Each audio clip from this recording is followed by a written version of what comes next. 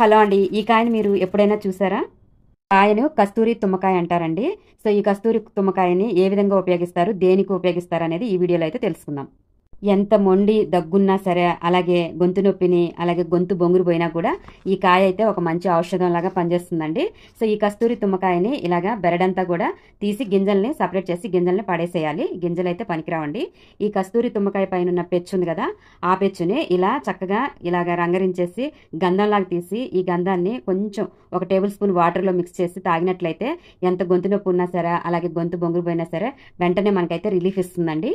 లో ఉన్న గింజలైతే మనకు ఉపయోగపడవండి. వాటి పైన ఉన్న బెరడు మాత్రమే మనకి ఇలాగా యూజ్ అవుతుంది. దీన్ని చిన్న ముక్క కట్ చేసి బుగ్గన పెట్టుకొని చప్పరించినా కూడా ఆ సారాన్ని మింగినా కూడా మనకి వెంటనే దగ్గు అనేది రిలీఫ్ ఇస్తుంది. పూర్వకాలంలో మన పెద్దవాళ్ళు, తాతలు వాళ్ళందరూ కూడా ఈ కస్తూరి తుమ్మకాయను ఉపయోగించేవాళ్ళటండి జలుబు దగ్గున్నప్పుడు. సో చూసారుగా ఫ్రెండ్స్, ఈ కస్తూరి తుమ్మకాయలు ఆయుర్వేదం షాపుల్లో దొరుకుతాయి.